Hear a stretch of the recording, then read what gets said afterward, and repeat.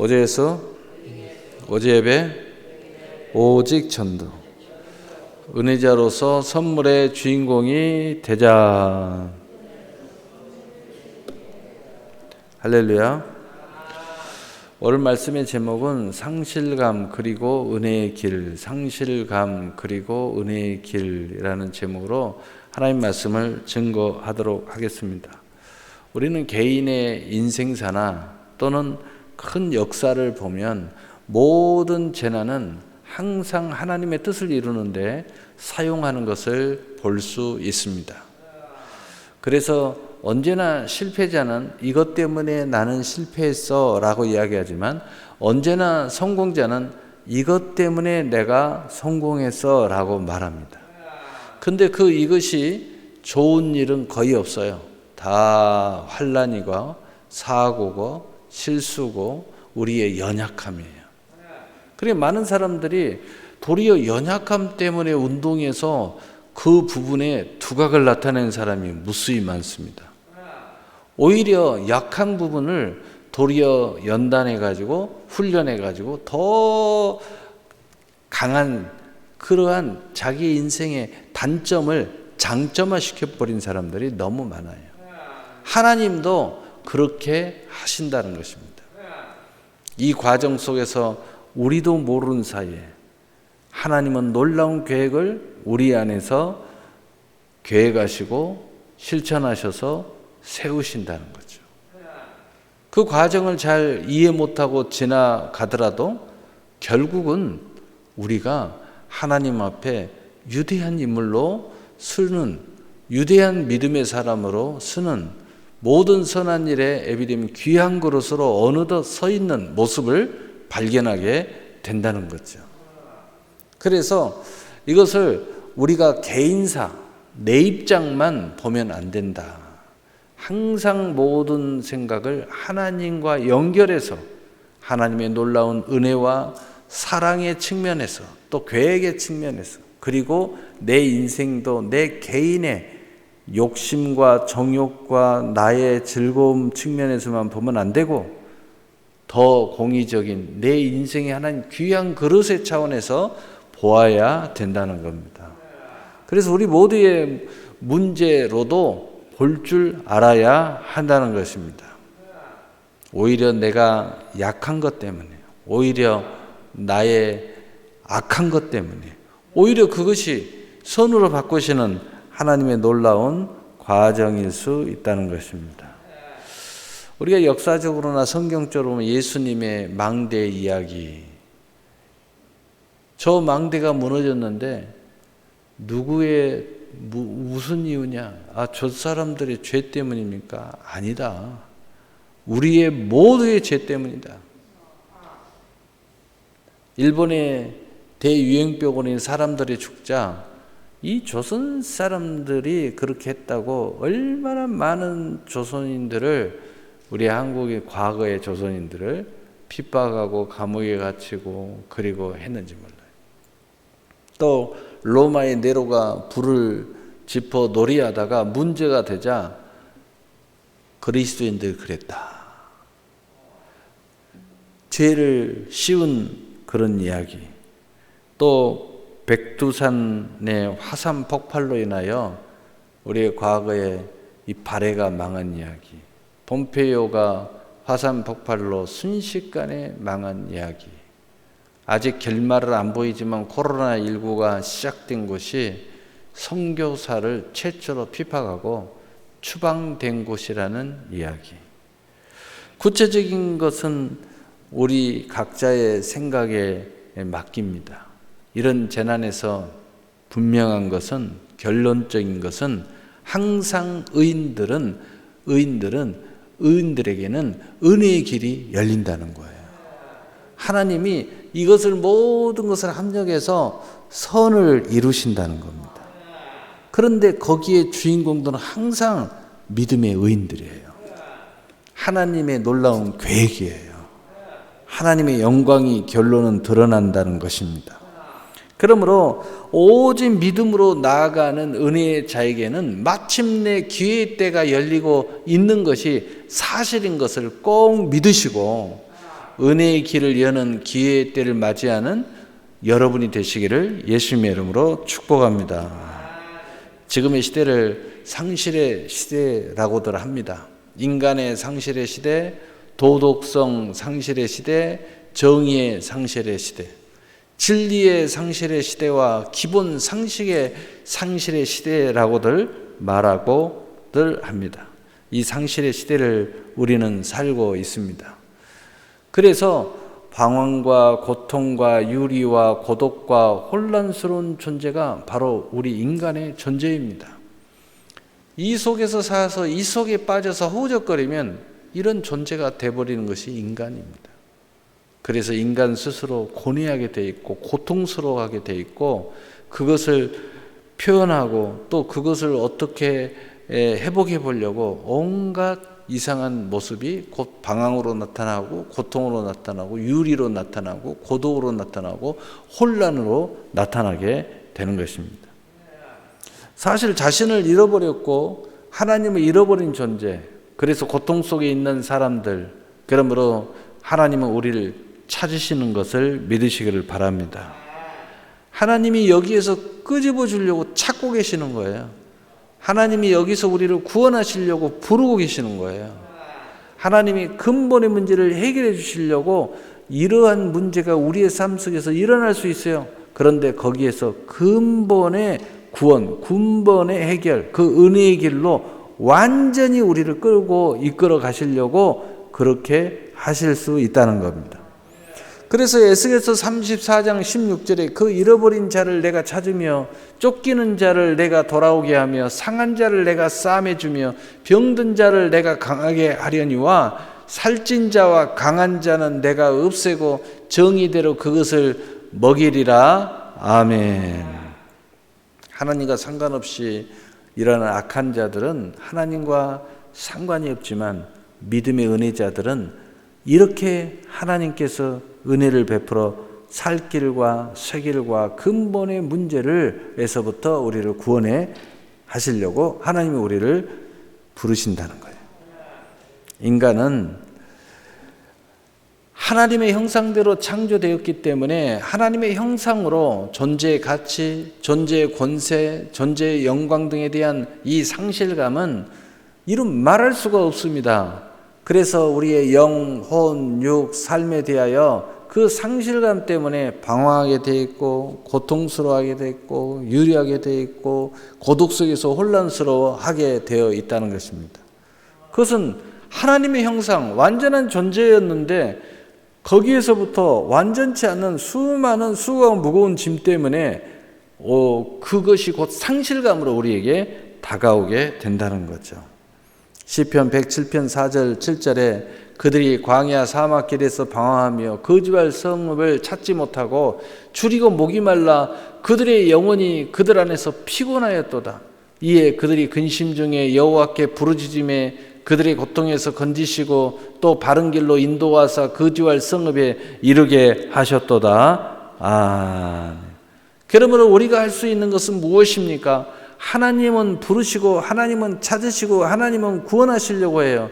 그러면 우리가 할 일은 뭐예요? 우리가 하나님 앞에 그 해답을 구해야 된다는 거죠.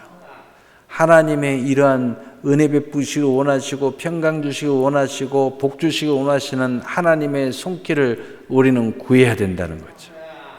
오늘 첫 번째로 이 상실감 속에서 울부짖는 한 아버지의 모습에 대해서 오늘 보겠습니다. 마가복음 9장 17절 18절에 무리 중에 하나가 대답하되 선생님 말 못하게 귀신 들린 내 아들을 선생님께 데려왔나이다.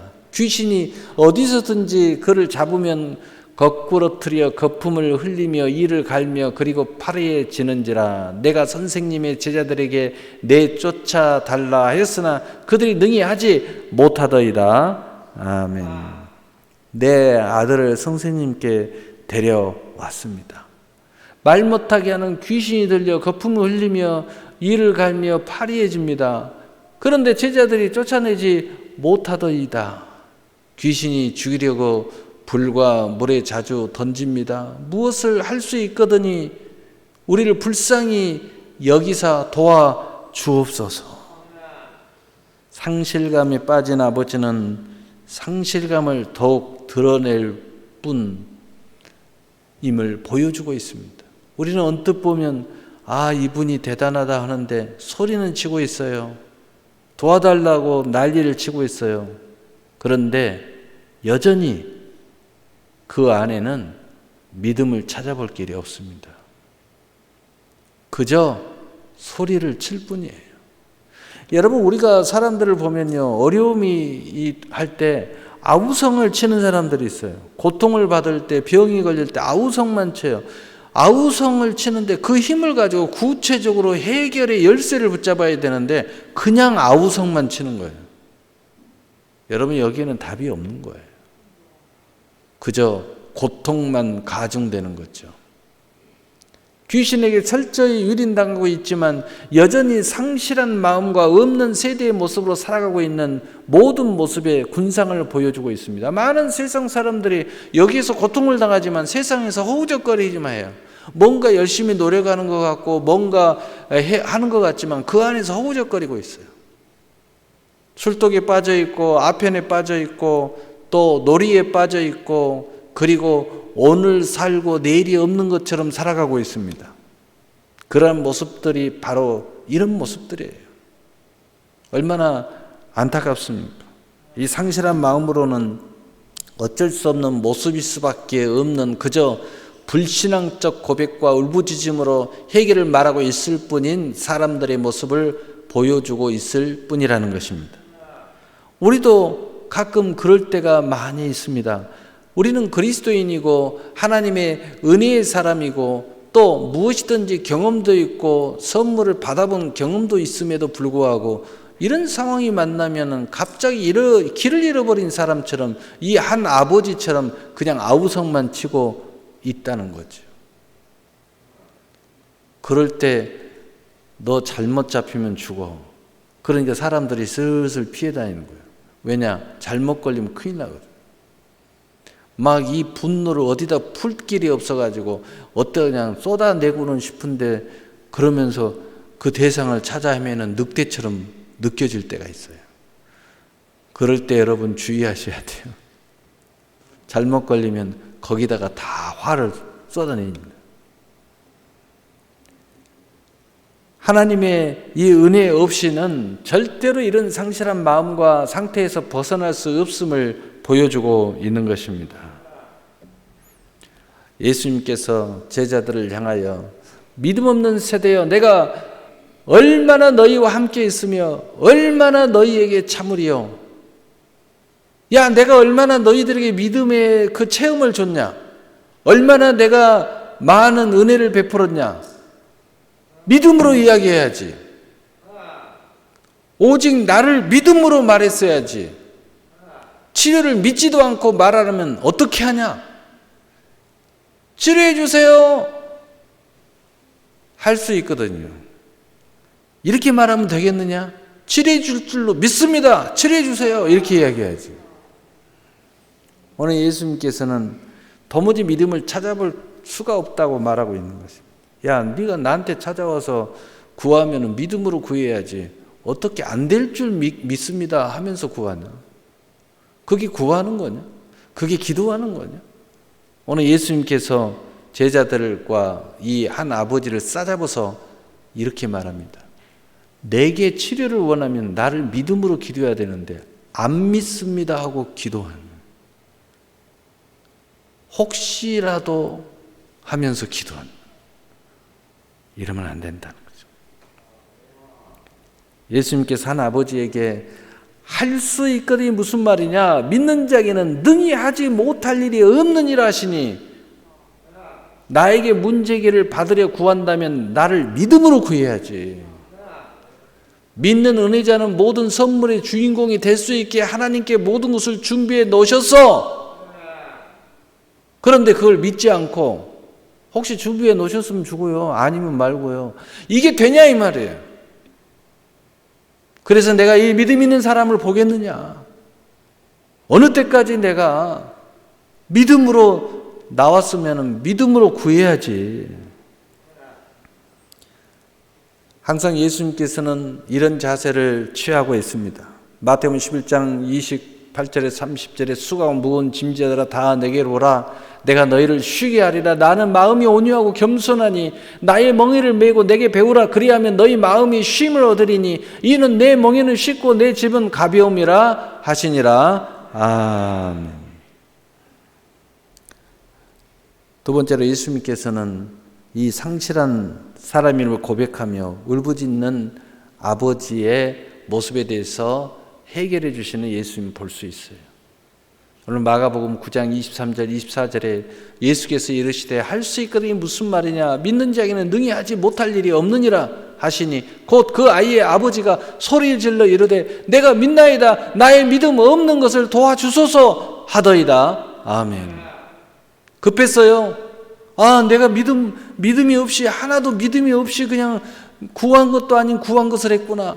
내가 믿습니다 라고 말했지만 사실 믿음이 없어요. 그래서 믿음 없는 걸 도와주세요. 어떻게 하든지 오늘 이 시간에 믿음으로 오늘 해결을 받겠다는 이런 모습이죠. 믿음으로 호소할 수 있는 은혜의 문을 열어주시는 예수님의 은혜를 우리는 볼 수 있습니다. 오늘 예수님이 단번에 거절하고 야 너 믿음 없으니까 끝이야 라고 말하지 않고 오히려 믿음의 문을 열 수 있도록, 그 은혜의 문을 열 수 있도록 예수님께서 그 자리에서 은혜를 베푸신다는 거예요. 믿음 없음을 소리질러 고백하는 이 한 아버지, 바로 이것이 진짜 신앙 고백인 것을 믿으시길 바랍니다.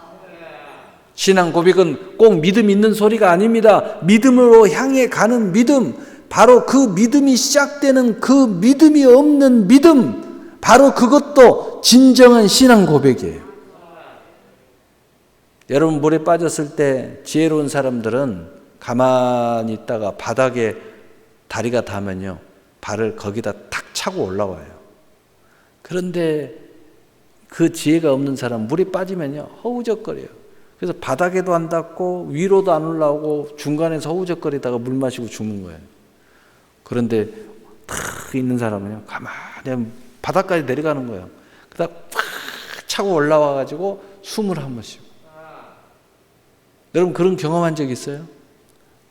저는 경험한 적 있어요. 제가 빠진 게 아니고 제가 어렸을 때 우리 사촌 형과 시골에 갔는데 그 시내가에 수영으로 갔는데요. 제가 수영한다고 따따따따 가다가 그 시골에는 이렇게 해오리 같은 데가 의외로 많아요. 근데 거기서 제가 못 나오는 거야. 허우적거리고 있는 거예요. 그러니까 우리 사촌 형이 다이빙을 해갖고 나를 구한다고 왔는데 내가 그 목을 잡고 물에 빠진 사람 어때요? 꽉 잡고 안 놔주잖아요.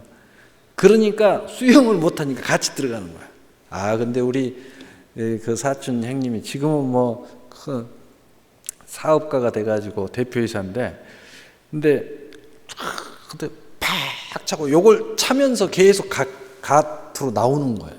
아직도 기억이 생생해요. 그러면서 나중에 여기까지 딱 나오니까 걸어서 나오더라고. 나를 이렇게 내가 위에서 꽉 잡고 있으니까 수영할 수가 없으니까 발로 이렇게 톡톡 차면서 나오는 거예요. 그래가지고요 같이 죽을 뻔했다가 같이 살았어요.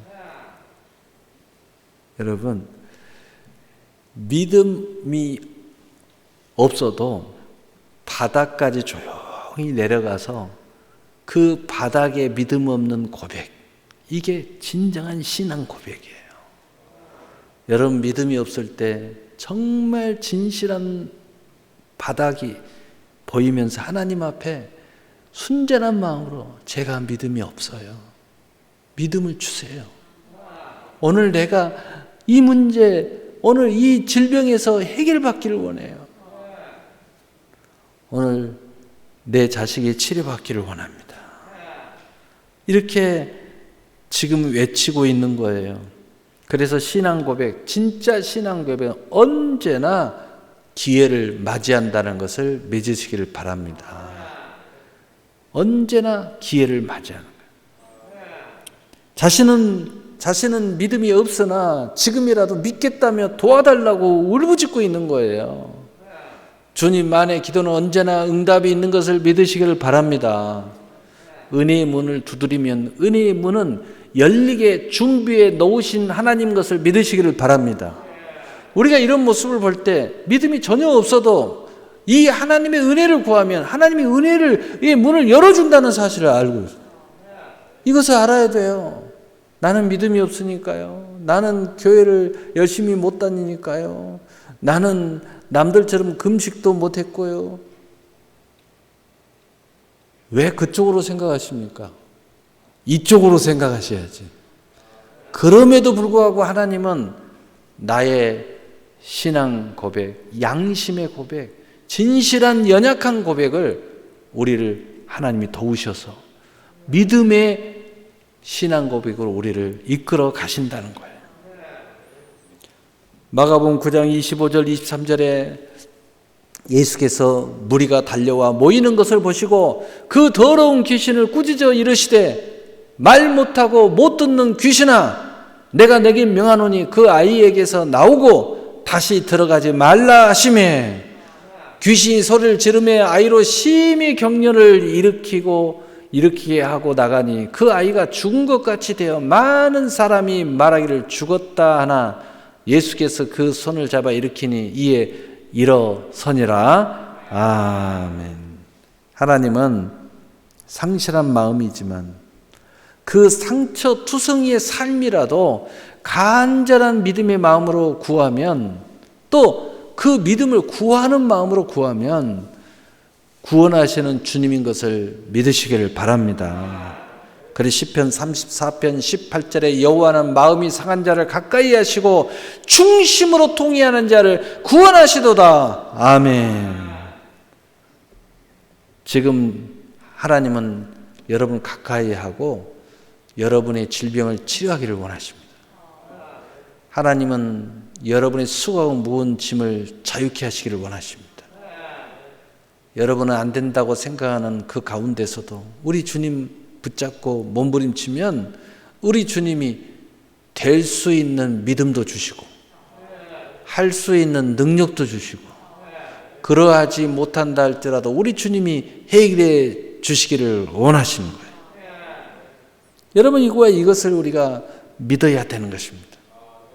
지금의 상실의 시대를 우리는 맞이해서 혹시 우리 자신이 인간성, 도덕성, 정의, 진리, 기본 상실이 상실되어 있지 아니한가 우리는 살펴보아야 합니다.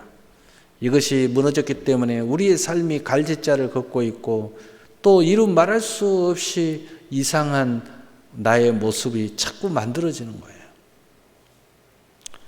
혹시 그래서 방황과 고통과 유리와 고독과 혼란스러운 존재로 살아가고 있지 않는가? 역으로 생각하면 내가 이 속에 빠져 있다면 내 삶이 그러기 때문에 그런 거라 하는 것을 알아야 된다는 거죠. 사실 굉장히 심하게 상실감 속에서 믿음이 없는 것으로 소리만 치고 있지 않는가라고 한번 생각해 보아야 합니다. 해결의 열쇠가 있습니다. 바로 예수 그리스도입니다. 예수님 앞에 또 예수님 안에서 또 예수님의 지체로 고백을 하셔야 돼요. 나는 예수님 밖에 있어요 아직도. 그러면 예수님 앞에 나오시면 돼요. 나는 그래도 예수님 안에 있는데요. 그러면 예수님 안에서 고백하면 돼요. 나는 예수님이 지체로 활동하고 있어요. 그 모습 그대로 고백하면 돼요. 지금 나의 수고하고 무거운 짐을 거기에서 내려놓으셔야 됩니다. 수고하고 무거운 짐을 내려놓는다는 것은 주님께 맡긴다는 의미이기도 하고 맡김이 안 되면 기도라는 의미이기도 합니다. 주님께 하소연을 하는 거예요. 주님께 푸념을 하는 거예요. 주님께 나의 이 마음을 다 말하는 거예요. 그런데 주님께 할 때 그게 내려져요. 우리 주님께서 은혜를 주시고 또 우리 자신이 진실로 믿음으로 구하게 하실 것입니다. 처음에는 믿음이 아니었어요. 그저 푸념이었어요. 그저 그냥 온갖 이상한 소리를 짓거리는 거였어요. 오늘 이 아버지가 처음에 믿음 없이 그냥 우왕좌왕했던 모습이었어요. 그러나 중요한 것은 우리는 주님께 구할 때 주님 앞에 나올 때 주님께서 움직이시기 시작한다는 거죠. 주님께서 말하기 시작한다는 거죠. 주님께서 은혜를 베푸시기 시작한다는 거죠. 그래서 우리가 어느덧 어느 순간에 믿음을 갖게 하고 믿음으로 구하게 만들어 주신다는 거예요. 곧 주님의 방법으로 모든 수고하고 무거운 짐으로 자유하게 하실 것을 믿으시기를 바랍니다. 이 상실한 마음과 삶은 치료되고 믿음과 소망과 사랑으로 가득한 믿음을 갖게 되고 이 믿음의 사람으로 마치 이미 새로 태어났는데 또 새로 태어난 것처럼 이런 놀라운 은혜가 우리에게 임하게 돼요. 그래서 우리는 모든 약속에 믿음으로 무장하고 수많은 스토리 빌딩이 세워질 것이고 그 주인공이 바로 여러분이 될 것을 믿으시기를 바랍니다. 믿음의 진군을 어떤 상황 속에서 이러한 이유 때문에, 이러한 하나님의 계획 때문에, 이러한 하나님의 은혜 때문에, 또 이러한 승리의 길이 있기 때문에 믿음의 진군을 멈추면 안 되는 것입니다. 항상 우리에게는 지금이 기회의 때입니다. 항상 우리에게는 지금이 은혜의 때인 것입니다. 그러므로 믿고 믿음으로 구하면 은혜의 문이 열리는 때인 것입니다. 사랑하는 성도 여러분, 우리 모두가 항상 이러한 진군을 멈추지 말고 항상 승리의 믿음의 은혜자로서 이 주인공이 되시기를 예수님의 이름으로 축복합니다. 축복합니다. 아멘.